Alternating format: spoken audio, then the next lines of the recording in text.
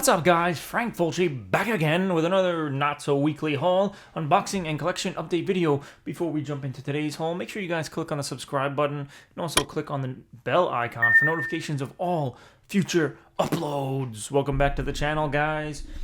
Another impromptu video. I was obviously just waiting for enough things to show off, I guess, to make it worth doing this video, worth for me to take the time to do it and worth it for you guys to watch. So I had one Vinegar Syndrome box sitting here literally probably since my last video, like probably came a day or two after. But again, it was just one box. I said, let me wait till I get some more stuff. So now I actually have 2 months worth of Vinegar Syndrome stuff, a big Scream Factory box, and then a couple of Horrorcore CDs. So might as well jump into it. First, I'll start with the CDs. I did just rip this open yesterday just to make sure what was in there was correct, so that I didn't look like a fool on camera when I did it, and just to let the person who sent it know that I got it. But let's do that first. You guys know I always get the music stuff out of the way. It is still horror related because I'm a horror freak, of course. But this package is actually from Razakel. That's her name. That's her rapper name. You guys have heard me talk about her in the past. And this first one is actually... So she actually threw in a bonus CD, but what I ordered from her was a new group project that she's done with Omega Sin and Insane Loke, called 3 from Hell. And this is actually the Texas edition. I guess they had brought this on tour with them, so a couple of shows that they were doing, this is where they were released this version with this artwork. And I'm not sure if it might have different, like maybe a bonus track or two. I'm not really sure. I've been listening to this through Spotify. I'm not sure if number 14 is, exclusive to this, or if I'm just making that up, but the album is fucking fantastic. I've loved Raz forever. I'm actually new to Omega Sin. I know of him, and obviously he's featured on my Horrorcore wiki website, but in terms of his actual music, this is my first taste of him, and he's dope. And Insane Loke I've been messing with forever. I actually did artwork for a few of his albums back in the day. Probably like 3 or 4, maybe even 5 different albums I did artwork for him. So I've known Loke, and I've spoken to him probably since like 2011, 2012, I want to say. I'm pretty sure those years are correct. It's been a long time that I've known Loke, and I've loved his music forever. So this is a fantastic album. Definitely, even if you are not into horrorcore, if you're into hip-hop at all, even though, if you're watching this, you're probably on the dark and twisted side like me, definitely give these guys a listen, man. I don't try to push my music on people. I just show off what I like, and that's it. But definitely suggest checking them out. Now, it's 3 from Hell without any vowels in it. But you can also just search Razakel or Loke or Omega Sin on Spotify, and the album will come up for all of them. And then there was a little mix-up. The album kind of got lost in the mail, and then Raz sent another one to me. So just because she's dope, she sent me a bonus, and it's good because I didn't have this one yet. But this is from the Volume 3, Collabos and Shit. And this is a Razakel one, but just a bunch of different collaboration tracks she's done. And it looks like maybe like remixes and stuff on here. So very dope of her to send that. She didn't have to do that, of course. So thank you, Raz. I'm not sure you watch my videos anymore, but I appreciate you, homegirl. Here's another one. I believe this is another album that I ordered the other day. Well, I know it's an album, and I'm pretty sure I know which one it is, but I just want to make sure, unless this is the first Raz one that was sent out. I don't think so, because these packages came on the same day. That would be pretty funny if that's the case. No, alright, so it's what I thought. 1 second, let me just clean up this garbage as I go along here. So this is another group album. This is actually a duo. Comprised of Labyrinthine and Jay Reno the Sadist, 2 guys who have been around forever. Jay Reno more so. I think his first release was in 98. And this is a fucking group album called Armed and Devilish, and these guys are dope. This is another one I've listened to a couple times through Spotify. Great album, great atmosphere, great storytelling. These guys are great lyricists in their own right. So definitely another dark fucking hip-hop album. Definitely awesome. Glad to own the physical of that. I haven't been buying hard copies of all the CDs that I've been listening to just because there's so many, and just like movies, I've slowed down on that too. But from time to time, you guys obviously see me still showing off horrorcore albums. That Armed and Devilish one is actually available on vinyl as well, but shit was a little too rich for my blood in terms of the price, so I just opted for the CD. Next up, guys, we'll get into the movie stuff. This is a big ass Scream Factory box. Now, I didn't know I don't think I assumed I was getting any posters or anything, but usually a box of this size, that's what that indicates. So let me just make sure I slice all the items inside as I do this. Let me slice some fingers off as I go. Oh boy, boxes inside our boxes inside our boxes. So they had a recent, I don't think it's going on anymore, a recent martial arts sale. So I said, damn, now's the time for me to catch up on some of these. I mean, listen, doesn't hurt that I got some money back from taxes. So that's really why I picked up a couple of things that I've been wanting to get. Now, let me try to open up all these first. Excuse me. And then I'll show everything at once, guys. So bear with me a second. Now, I could obviously edit this part out and rob you guys of this awesome experience of watching me cut my fingers off every time. But why would I do that? Why would I ever do that? Poster number. Oh God, it's broken. Poster number broken. Oh,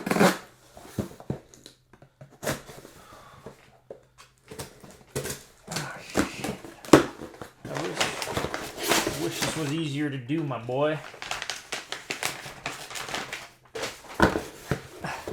Again, didn't expect posters for these, but pretty cool regardless. One day, 46 years from now, when my basement is done the way I want it to be, right now it's done. Nothing's been done. In fact, I have a mouse infestation or some sort of beast living down there. I'm not even totally sure it's a mouse, but more of that later. But one day when my basement is done and media roomed up the way I want, I mean, there's a lot of work that needs to be done before that's ever reality, but I'll have posters and things on the wall if I can. But anyway, first up from the martial arts sale, the Tiger Cage collection, Tiger Cage 2, and Tiger Cage 3, as it were. Get ready for 3 action-packed films from one of the greatest action fight choreographers in the world, Yan Wu Ping. Kill Bill, Volume 1 and 2, Kung Fu Hustle, The Matrix, Crouching Tiger, Hidden Dragon. These 3 thrillers have everything from good cops and bad cops to hand-to-hand combat, lots of shootouts, and a high body count. The all-star cast includes Donnie Yen, hell yes, Simon Yam, Jackie Cheung, Cynthia Khan, Robin Shu, and Michael Wong. So excited to finally own this. Now, this wasn't too much. Again, sale price. I don't even think these invoices ever say price on them. No, they sure don't. I think this whole order came close to $100, which sounds like a lot. And it is. Anytime you spend $100, it's a lot of money. But this is 3 movies right here, so keep that in mind. And then as we go on, we have next the Sonny Chiba collection.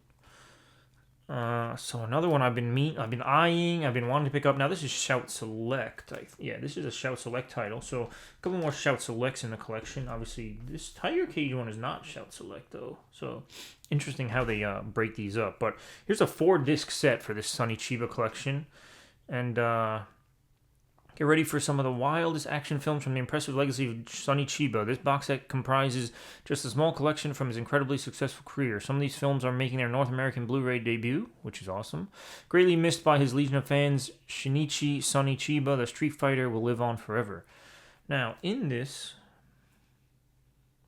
we have Yakuza Wolf, I Perform Murder, Yakuza Wolf 2, Extend My Condolences, Bodyguard Kiba 2, Shogun's Shadow, and Samurai Reincarnation. The films, and Swords of Vengeance. So 1, 2, 3, 4, 5, 6, 7 movies in here. So again, now we're at 10 films so far. And the movies came out in 72, 72, 73, 73, 89, 81, and 78 respectively. Some of these are pretty long. Damn, the last one, 160 minutes? That's pretty fucking wild. So, again, definitely got my money's worth here. And the fact that this was on sale, I said, let me grab this now because I'll never get a chance again. And then, of course, when I got Sonny Chiba collection, I had to get the Sonny Chiba Collection Volume 2. If anyone's interested, this is Shout Select number 141, and this is number 149, so a bunch of releases between the two. But 7 more films in this one. Excuse me. Brace yourself for 7 more high-octane films for legendary career of Sonny Chiba. The second box set offers thrilling highlights from Chiba's highly influential legacy, and some of these films are making their North American Blu-ray debut, just like the last one. Greatly missed by his legion of fans, Shinichi Sonny Chiba, the Street Fighter, remains an icon for all time. Now this one has The Defensive Power of Aikido, 13 Steps of Maki, Karate Warriors, The Great Okinawa Yakuza War, Karate for Life, Golga 13, Assignment Kowloon, and the Okinawa War of 10 Years. Fucking awesome, man. So 75, 75, 76, 76, 77, 77, and 78, respectively, for the years of release on these films. Man, so 17 movies, right? 7 and 7, 14 plus 3, 17 movies across 3 releases here for $100, plus the posters for Tiger Cage Collection and Sonny Chiba Volume 2, I believe, was that poster. So, pretty awesome. Glad I pulled the trigger on that. There was actually so many more, like all the Shaw Brothers boxes they have, and a bunch of other box sets that I wanted. But good to at least chop some of them off the list. I'll get those other ones eventually. Maybe if they're still available next year for tax season and I get money back. If I get money back. Then I'll have to opt for them then, I guess. But now we have 2 Vinegar Syndrome boxes, and then that'll be all, guys. I'm probably going to run through these pretty quick, because as you guys know, I never know shit about these releases from this company at all. But I am a subscriber. I get stuff sent to me every month, and I actually threw in a couple additional ones, I think, for each month. So I guess this is from March and April.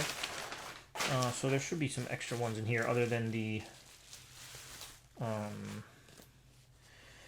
So this is actually April's. Whatever, I'll do it backwards. That's fine. I should have did the other box first, but I had no idea of knowing which was which.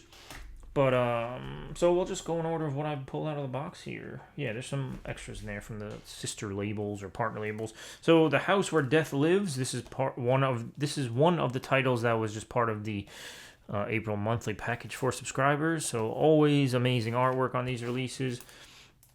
It's from 1981, so now we're getting into 80s horror. Delusion is another name of this title, or another name of this title. What? Another title for this film. Meredith Stone, a home care nurse, has been assigned the duty of looking after a wealthy invalid named Ivar Langrock. Cooped up in Langrock's stately country mansion, Meredith quickly suspects that someone sinister is lurking in the manor's dark halls, only to discover that Ivar's demented and violent son has been locked away in a hidden room. Shortly thereafter, Ivar's grandson Gabriel also moves into the house, and with his arrival, a mysterious killer soon begins murdering members of the Langrock family along with their live-in staff. This sounds familiar. Have I seen this one before? I don't know if of any other companies that have put this out, unless they put it out under the Delusion title, but I don't think I've owned that either, but definitely sounds familiar. Anyway, that's part 1 of this package. So I actually used up the points that I was accruing from like all the monthly purchases and the side purchases and stuff. I used the points towards one of the slipcovers that I needed. Now, this isn't technically an original slipcover. It does say Vinegar Syndrome Media Club and has a different icon on the corner or the spine. But it is a slipcover that I needed. I own the release of Prey that Vinegar Syndrome put out years ago, but I didn't have the slip that came with it originally. So, another one that crossed off the list in terms of slipcovers. So, that was cool. Next, we have Lady Reporter. Definitely don't know shit about this, of course. That's the thing, like, about Vinegar Syndrome is a lot of the times I don't know anything about the titles, but it's cool to be introduced to new films, you know, and the fact that I'm a subscriber, they just get sent to me, so no work is really done on my part other than to look at the partner label releases they put, or like the VSU, VSA titles, because we don't get those sent as subscribers. But this is from 89, so later into the 80s there. I'm not going to read the synopsis for all of these, but let me know in the comments below how you feel about this one, if you know anything about this. This looks pretty cool just from the artwork alone. I know, don't judge a book by its cover, but... Next, we have Witch Story, an Alessandro Capone film. Do you want to play with me? Witch Story. So we got a dope little pullout there. And then, of course, it has its own slip cover on top of that. And this is a 4K release, guys. It's from 89, another late 80s one. I wonder, I feel like, were these talked about? I just, over a course of like 2 weeks, I've watched In Search of Darkness Part 3 on Shudder. Because that's one I actually didn't back, so I don't own the actual Blu-ray of that, but I own the first 2 parts of the documentary series. And I fucking love it. That's something you can throw on in the background, and then every time you just look up at the TV, you're looking at another awesome segment about 80s horror. But I feel like these were mentioned. I mean, I would imagine if they're worth their fucking salt at all, the filmmakers of those series, these were. And I'm pretty sure Witch Story was. It's just, I've never seen this one myself, so now at least another 80s one I could cross off the list. So that's pretty exciting. Again, I literally just happened to finish that Part 3 In Search of Darkness like last weekend. So pretty exciting timing. Now these were to get that...